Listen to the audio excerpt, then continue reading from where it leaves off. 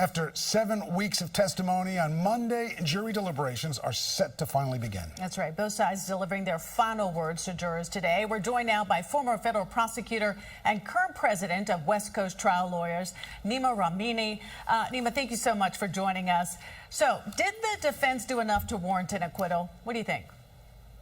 Jade, potentially yes on some of the charges, but not all of them. The prostitution, I think, is really in the bag. What the defense argued was Combs thought that these were porn stars and that he was engaging in legitimate pornography, not prostitution. Not a compelling argument, in my opinion.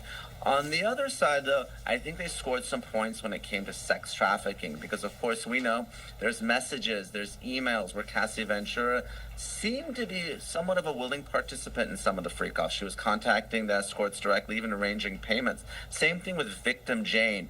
And when it came to Mia, who was Combs' former assistant, she didn't report the sexual assault right away to law enforcement. Even when she initially met with prosecutors, she didn't tell them about it. So they painted a different picture of independent, powerful woman and that this was just part of the swingers or cuckold lifestyle. I'm not saying it's going to carry the day, but they have a much better argument there. So I think this case is really going to come down to the racketeering charge because if the government only gets prostitution here, I think that's a loss. They've got to get racketeering to make sure Combs gets significant time in federal prison. So racketeering, you can get there many different ways. So you can get there through extortion. You can get there for bribery, paying $100,000 for that hotel security tape. The arson of Kid Cudi's car. The kidnapping of Cassie Ventura and Capricorn Clark, making her take a lie detector test, holding her in office over several days. So it's going to be interesting to see how the jurors parse through all the evidence. But in that case, the jury has to believe that Sean Combs was the leader, basically, of a criminal enterprise. Is that too far a bridge to cross?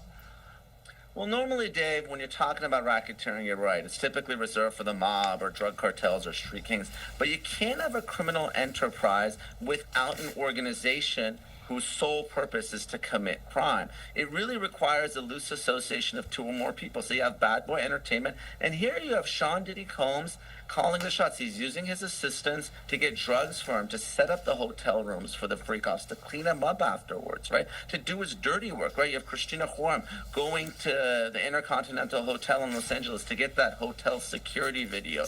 He's using his assistants to shake down Regina Ventura, Cassie's mother. She had to wire $20,000. Otherwise, Combs was threatening to release one of these sex tapes to her employer. So as long as you have him calling the shots and you have people like Christina Joram, his chief of staff, D-Rock, his former security guard, that's enough for a criminal enterprise, even though it's not your typical mob situation. Okay, so now let's think of the juror. You've been in that courtroom for weeks now. You've heard both sides, hours of testimony, hours of closing arguments. What do you think is going through their minds right now? Well, Shada, they got a lot to unpack. So you have more than 30 witnesses. You have more than 20 escorts who had sex with these women. And really, next week is key. In the morning of Monday, Judge Subramanian is going to read them the instructions, and they're going to start deliberating.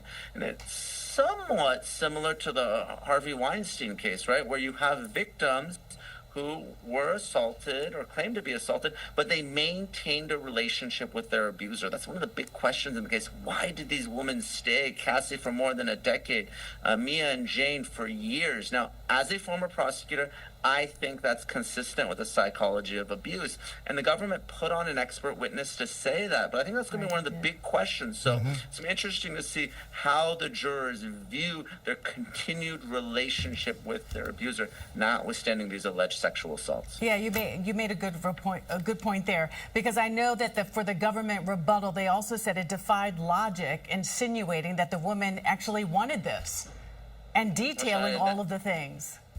Absolutely. So the defense argued consent, and then Maureen Comey, the U.S. attorney, came back in rebuttal and said, does this sound like consent? Getting urinated on? Forced to take drugs to the point that you throw up? Having to have sex when you're on your period or having a urinary tract infection? This is not consent. Coupled with the violence, coupled with the financial coercion. Diddy saying, I'm not going to pay your rent if you don't do this. And holding those sex tapes over their head. This was not choice, this was fear, and that's what the government, I think, successfully argued in their rebuttal.